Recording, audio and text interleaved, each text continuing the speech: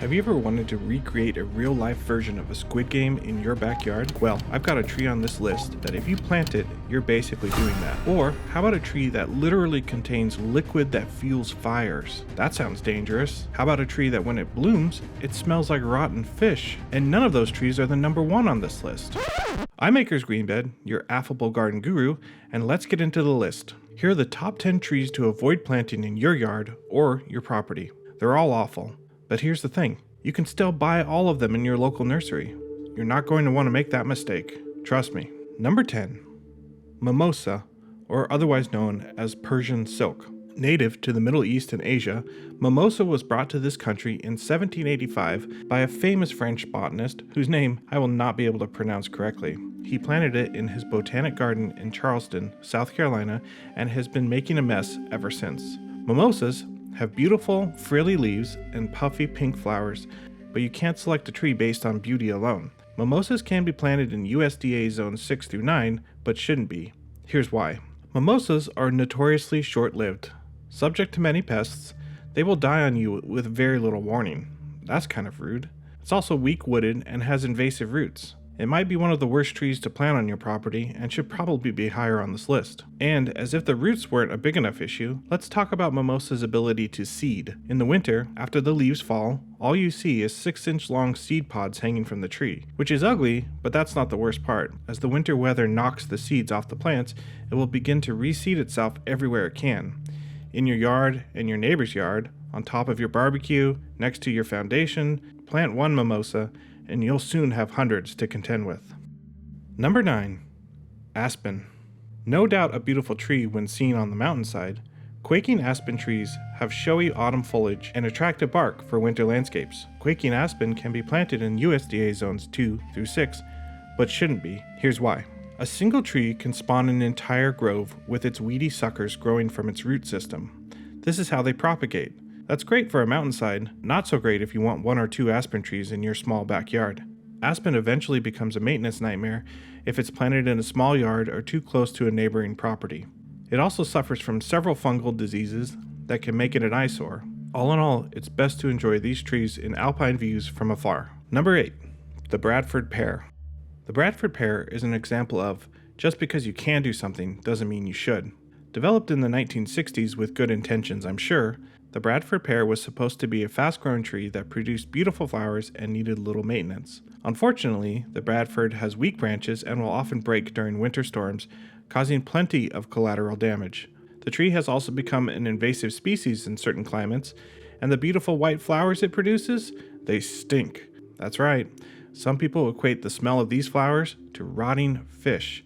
I can't imagine a quicker way to make enemies out of your neighbors than inundating them with the smell of rotten fish. Finally, the Bradford pear has a tendency to cross-pollinate with other tree species, developing sharp thorns on its branches. It's long been my motto here at the Garden Guru, friends don't let friends plant Bradford pears. And if you have one and it's anywhere near a structure or power line, I'd recommend removing it faster than a tornado can remove Uncle Danny's toupee. Number 7. The Weeping Willow.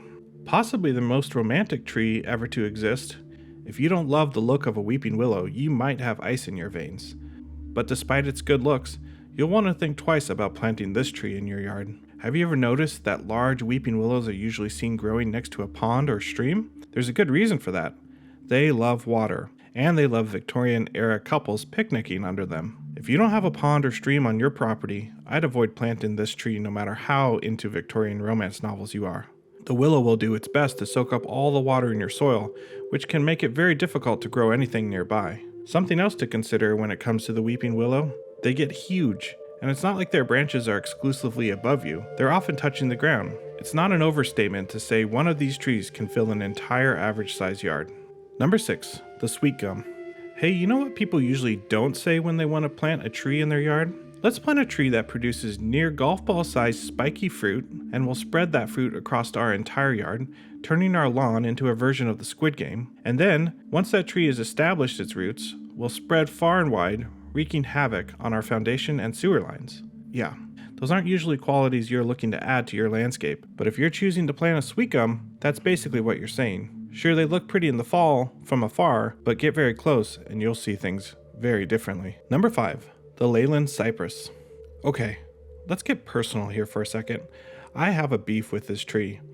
Not because it's a bad tree, it's not, but because it's become an easy go-to for privacy in neighborhoods. Unless your neighborhood consists of 5-acre parcels, there's no reason the Leyland cypress should be planted in your yard. Leyland cypress are strong, fast growers that require little maintenance, but they're also massive, and like I said, fast growers. If you're not willing to stay on top of the Leyland you planted and keep it an appropriate size for your space, find something else for privacy. And if you let it get too big and try to cut it back, it gets real ugly real fast. Leyland cypress can also be rather messy, dropping material year-round. Not to mention, they're not exactly immune to diseases, which means you could wake up one day to find a massive brown tree in your yard you suddenly have to deal with. Cheap and easy to find, local garden centers often push this plant. Local landscapers do as well, but neither of them are looking out the long term. If you don't have the space for a 70-foot tall tree that spreads 25 feet across, don't plant one. Number 4. Mulberry. Mulberries are amazing shade trees. However, because of their thick canopy, grass and other plants beneath them will have no chance of surviving. It also has shallow yet aggressive roots that can crack pavements and upend landscaping fixtures. They can be invasive as well. The male version of the mulberry is also a high pollen emitter, triggering allergies for many. This is certainly one to be avoided in my opinion. Okay, up next we've got the tree that literally produces fire-fueling oil. But before we get to it, I wanted to say thanks for watching this far. I appreciate your views, likes, and subscribes. It helps me continue to do what I do best. Number 3. Eucalyptus. Eucalyptus is native to Australia, but was heavily imported across the world due to its rapid growth rate. Unfortunately, this comes at a cost. These trees are maintenance nightmares. It seasonally sheds bark, and its large, sticky branches are infamous for suddenly breaking off and falling to the ground. Not only that, eucalyptus contains oil that is highly flammable and is considered a fire hazard by many tree experts. You know what burns well? Wood. You know what burns even better? Wood soaked in flammable oil. Unless you've got a koala to feed, I'd recommend avoiding this tree. Number 2, the mountain cedar.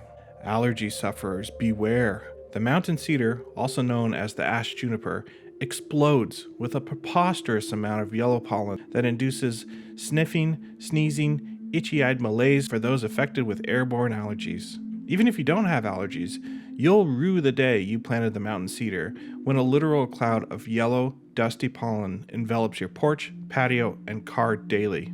This tree is nothing to sneeze at when it comes to allergies. Give the mountain cedar a hard pass. Number 1. The ginkgo biloba female variety.